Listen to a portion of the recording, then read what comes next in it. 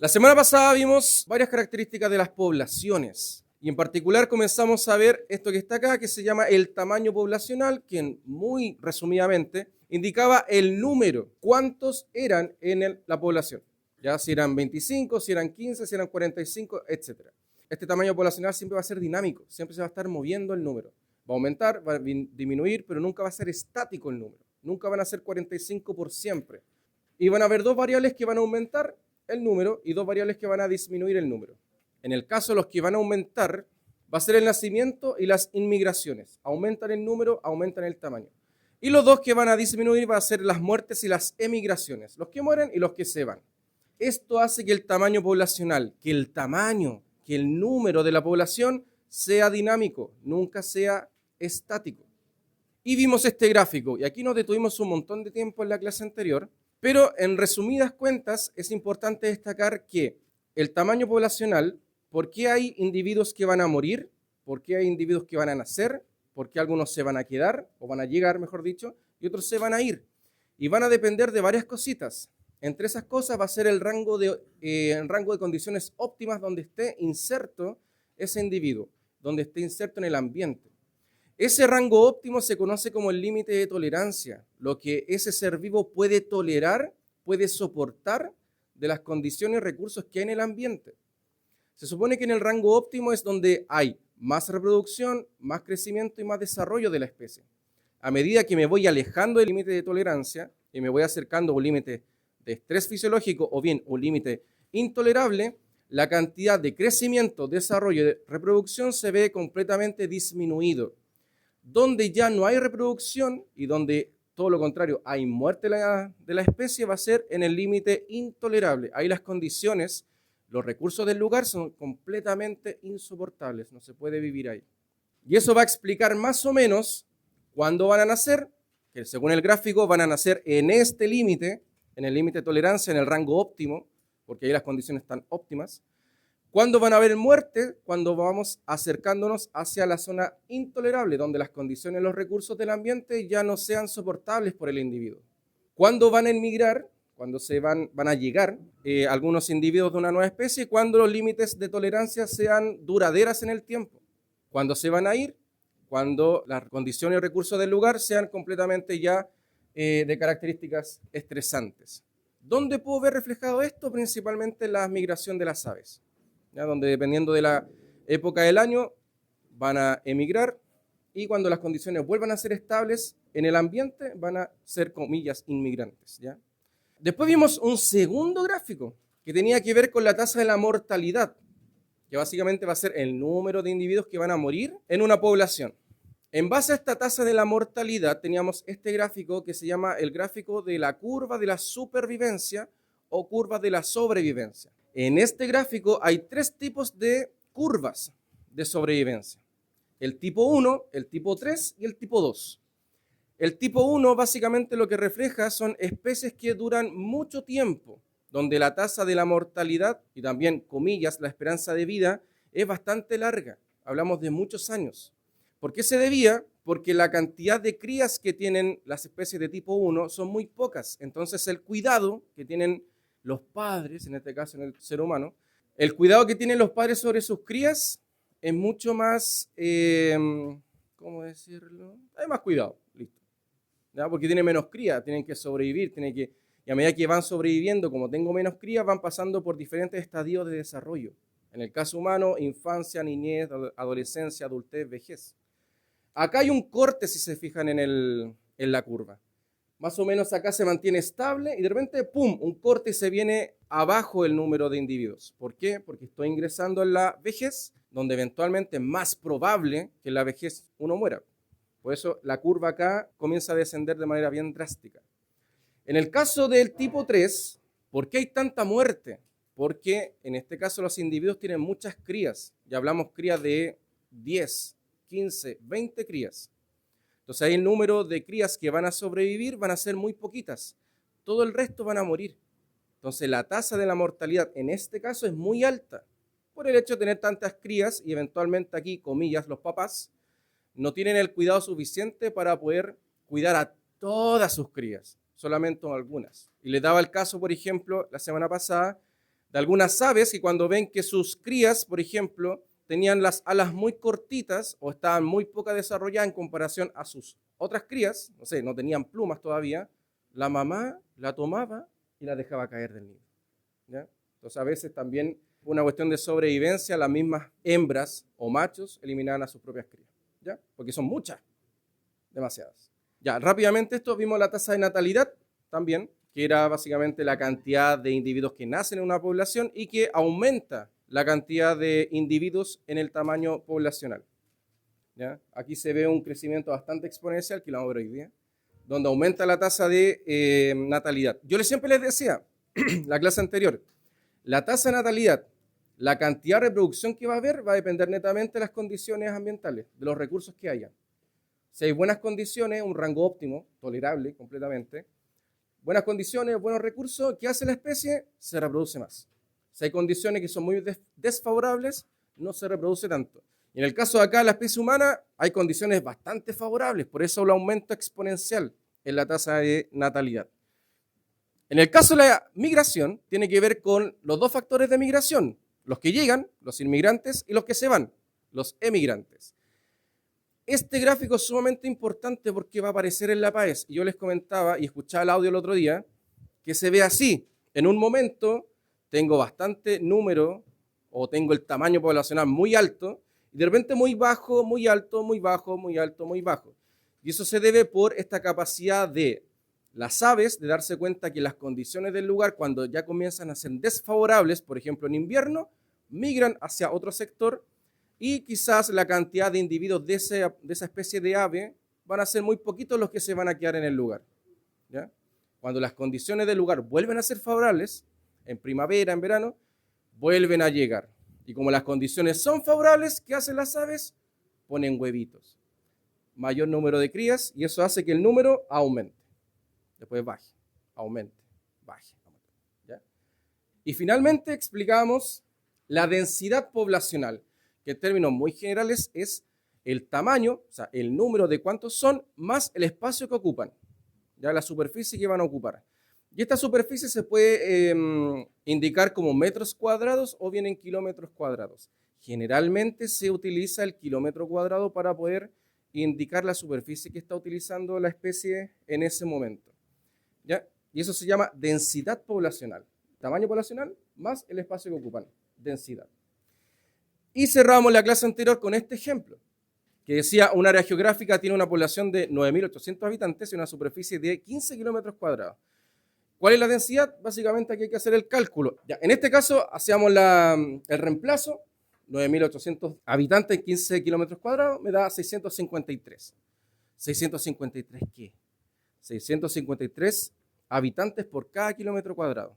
Eventualmente, si la superficie se mantiene y producto, por ejemplo, de una mejor condición del lugar, aumenta la tasa de natalidad y más encima llegan inmigrantes, obviamente la cantidad y el tamaño de la población va a ser muy alta y el espacio se va a ver afectado, porque si mantenemos el espacio de 15 kilómetros cuadrados, por ejemplo, y ahora la población es muy grande, la cantidad de disponibilidad de espacio y de recursos para cada habitante va a ser menor. ¿Y eso podría traer consecuencias? Podría traer consecuencias. Por ejemplo, la lucha de territorio, la lucha de recursos. Y eso lo vamos a ver al final de esta parte de la población que se llama la competencia intraespecífica. Ya, ahora sí que sí. Miren, nuevamente, acá les voy a explicar cómo se distribuyen los individuos de una población. Hay tres mecanismos bastante breves. Tenemos la distribución agregada, aleatoria o al azar y uniforme. En el caso del uniforme, generalmente se dan cuando las condiciones son bastante homogéneas en el ambiente, pero básicamente nosotros lo vamos a ver y te lo van a preguntar en la PAES cuando hay una intervención humana. Generalmente esto se asocia a las siembras. Por ejemplo, las viñas de uva, las frutillas que se ponen de manera horizontal, en fin. Entonces, que las condiciones como son tan homogéneas, bien parecidas, y en este caso las plantaciones por intervención humana se ordenan y queda bastante uniforme. En el caso aleatorio se da cuando las condiciones del lugar y los recursos del lugar son bastante homogéneas, o sea, las condiciones y los recursos que pueden encontrar van a ser iguales en un extremo que en el otro. Entonces, acá la distribución es al azar, aleatoria, porque da lo mismo. Yo puedo encontrar agua en el extremo de la sala y también agua en el otro extremo de la sala. Entonces, no es necesario uniformarnos, no es necesario ordenarnos y tampoco es necesario agruparnos, porque las condiciones son las mismas. Entonces, lo vamos a encontrar en distintas posiciones, por ejemplo, de esta sala.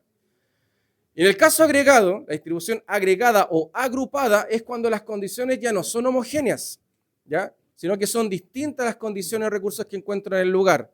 Son heterogéneas.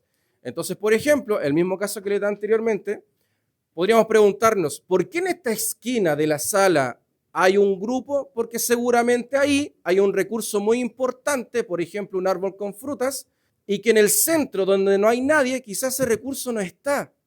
El hecho de que ya no esté hace que la condición del ambiente sea heterogénea. Yo encuentro cosas, recursos, condiciones en un sector, pero en el otro sector no las voy a encontrar.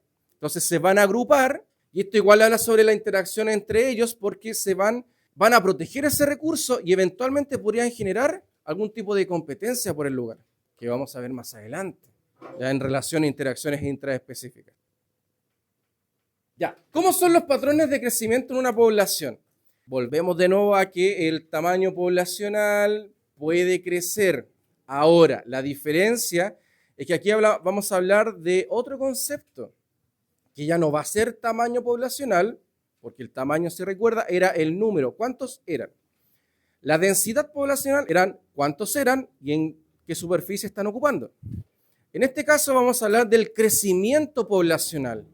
Cuando hablamos de crecimiento poblacional es cuando el mismo tamaño, el número de la población, constantemente va en alza. Y va en alza puesto que tengo una mayor tasa de nacimiento, una tasa de natalidad, o bien, por alguna razón, están llegando hartos inmigrantes. Ya sabemos la razón del por qué hay más nacimientos y por qué llegan más inmigrantes. Porque las condiciones y recursos del lugar están siendo bastante tolerables y bastante óptimos. En este sentido, hay una formulita para calcular el crecimiento de una población que vendría siendo la tasa de natalidad menos la tasa de la mortalidad más la tasa de inmigración. ¿De qué depende el crecimiento de una población? Va a depender de muchos factores. Y en general, el más básico que deben conocer es porque hay un rango óptimo, condiciones de recursos bastante buenas. Pero también hay otros tres que se conocen ya con nombre un poquito más específico. El primero es el potencial biótico, que se representa con una letra R. Literalmente el potencial biótico es cuando las condiciones del lugar son tan óptimas que la especie tiende a alcanzar un máximo reproductivo. ¿Qué quiere decir eso? Que comenzamos a reproducirnos más, cosa que tiene sentido, porque si los recursos del lugar y las condiciones son bastante óptimas dentro de mi rango tolerable, yo voy a decir, por ejemplo, hay mucha fruta acá, sobra fruta. Entonces, eventualmente yo me voy a comenzar a reproducir más para que alcance y no se eche a perder esa fruta. Obviamente las especies no lo van a pensar así, pero al darse cuenta de que sobran recursos y hay buenas condiciones, tienden a alcanzar un máximo reproductivo que se conoce como el potencial biótico. Por ejemplo, acá somos 40. Por alguna razón podemos sobrevivir con 120 litros de agua, con 120 kilos de comida al mes. Entonces esos recursos, el agua y la comida, por ejemplo, son otros recursos que nos permiten vivir. Cuando comenzamos a utilizar ese recurso, nos estamos dando cuenta que nos sobran recursos, que nos gastamos 120 litros de agua, gastamos 80 nomás, que no nos comemos los 120 kilos de comida, solamente nos comemos 100 kilos de comida. Entonces, al ver que sobran recursos, ¿qué tiende a hacer la especie? Tiende a reproducirse más, porque hay un excedente de recursos. En el caso del ecosistema pasa lo mismo. Cuando hay un excedente de recursos, cuando sobran los recursos, por ejemplo, la comida, el agua sobra por montones, la especie tiende siempre a reproducirse más. Y eso se llama el potencial biótico, que es el máximo de reproducción que alcanza la especie. El segundo va a ser, y esto es súper importante, la resistencia ambiental. Como sale acá, dice, la regulación del crecimiento de una población. Siempre el mismo ambiente va a poner o va a indicar hasta dónde puede crecer la población. Y usted podría pensar, ¿cómo puede hacer el ambiente eso? Con los mismos recursos. Por ejemplo, si son 120 litros de agua disponible, si son 120 kilos de comida disponible, ese es mi límite. Y eso se conoce como la resistencia ambiental, porque básicamente lo que está haciendo es hasta dónde puede crecer la población. Y eso se liga bastante con el tercer punto, que se llama capacidad de carga. Y la capacidad de carga es, como le explicaba recién, el sustento que te entrega el ambiente. El primero, el potencial biótico, si las condiciones, los recursos sobre todo, son muy óptimos y sobran, alcanzamos un máximo reproductivo, la especie se reproduce más, pero no se va a reproducir más infinitamente, sino que va a alcanzar un tope de reproducción. Y ese tope de reproducción va a estar ligado con el número 2 y el número 3, con la resistencia ambiental y con la capacidad de carga. ¿Cuánto el ambiente es capaz de soportar ese crecimiento de la población? ¿Podemos soportar 1000? No, el ambiente puede soportar 800 nomás. ¿Y qué pasa con los sobrantes? Adivina qué le va a pasar con los sobrantes. Mueren o bien emigran. Entonces el tamaño poblacional, cuando va creciendo el número, pasamos de 50 a 55, a 60, a 65, y hay una constante de crecimiento, se llama crecimiento poblacional. Y ese crecimiento va a estar dependiendo de estos tres factores. Los recursos, si son buenos, potencial biótico, el máximo reproducción, pero va a estar ligado directamente y limitado por la resistencia ambiental, por la capacidad de carga, porque el mismo ambiente va a decir, hasta aquí nomás puedo soportar. No pueden ser 1000 aves, yo soporto 800 aves nomás. El sobrante de esas aves tiene dos opciones. Migra y se va a buscar otro lugar donde existan las condiciones óptimas para poder sobrevivir, o bien se queda ahí y muere. El crecimiento de una población lo podemos graficar de dos formas. De manera sigmoide o gráfico de crecimiento sigmoide, que se representa con una curva S, ¿ya? Sigmoide o logístico, tiene esos dos nombres, y el crecimiento exponencial, que se representa con una letra, J. ¿Ya? ¿Por qué le pusieron letra J? Porque si ven la figura, es como una J. ¿Qué explica cada gráfico? Básicamente va a explicar cuánto crece y por qué crece una población. Por ejemplo, en el gráfico exponencial no vemos mucha esa relación de cuánto crece y por qué crece. Veo básicamente el cuánto crece. En este sentido, el crecimiento exponencial, en muy poco tiempo, la cantidad de individuos va a aumentar de manera súper drástica. Y va a aumentar, adivinen por qué. Porque las condiciones y recursos del lugar son exageradamente favorables. Exageradamente favorable. No es que sea favorable, sino que es exageradamente favorable. ¿Dónde veo esto? Esto lo veo, por ejemplo, en el crecimiento de la población humana y también lo veo en el crecimiento bacteriano. ¿Ya? Las bacterias, por ejemplo, cuando están en un recurso bastante óptimo y en una condición muy buena, las bacterias se van a reproducir cada 20 minutos. Por ejemplo, las bacterias de tu cuerpo cada 20 minutos, como eres un gran palacio con buenos recursos y una buena condición, cada 20 minutos se va duplicando el número. Y eso hace que en poco tiempo la cantidad sea inmensamente grande. Recuerden, esto ocurre cuando las condiciones y recursos son exageradamente óptimos, muy óptimos. En el caso del crecimiento sigmoide o logístico, que se representa con esta curva S, aquí tenemos camuflado el crecimiento exponencial. ¿Por qué? Porque en primera instancia, como vemos en este gráfico, el crecimiento poblacional, la cantidad del número de individuos que van a haber, aumenta bastante rápido. Nuevamente, ¿por qué aumenta de manera rápida este crecimiento? Porque están las condiciones y los recursos favorables. Pero por alguna razón, aquí vemos un cambio, ¿ya? Aquí como que se estabiliza el crecimiento. Llegamos a esta línea roja que se conoce como la capacidad de carga, que ya lo vamos a explicar. Llega la capacidad de carga, disminuye un poco la curva.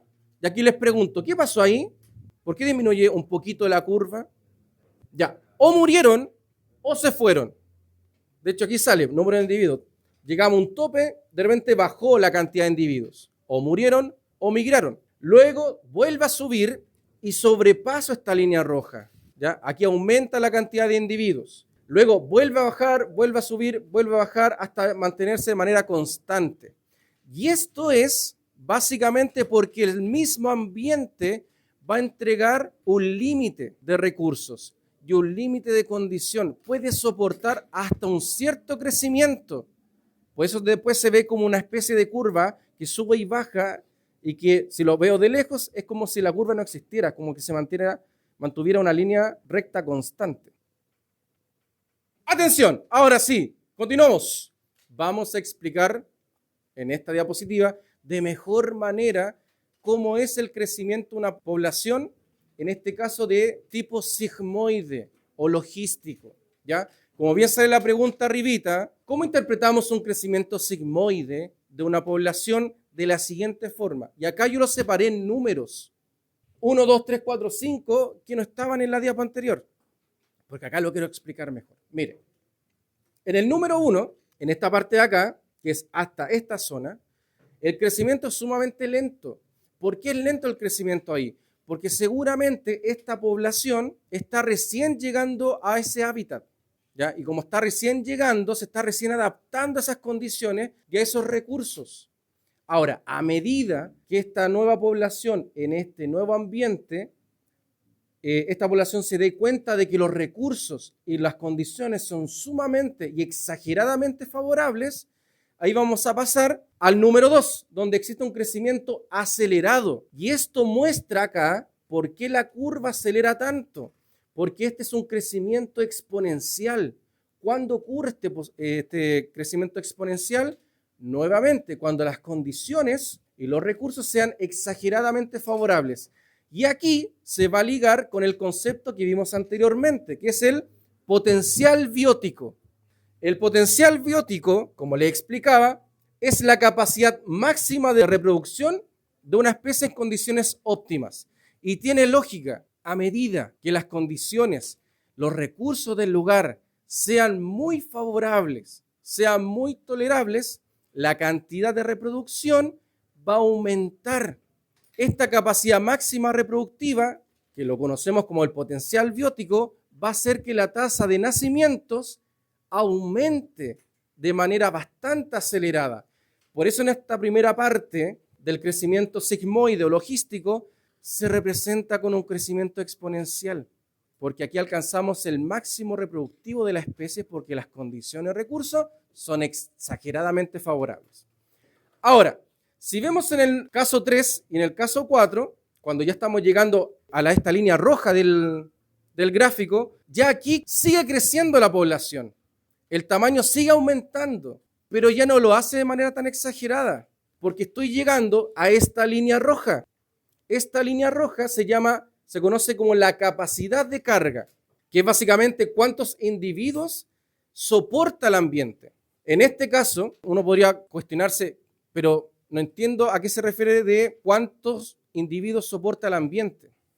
Básicamente se traduce en cuánto recurso puede entregar el ambiente. Por ejemplo, no sé, 100 kilos de comida. Ese es el límite, esa es la capacidad. Eso es lo que puede soportar el ambiente y ese es el límite hasta donde puede crecer la población. Puedo crecer hasta el número donde los 100 kilos de comida basten y sobren.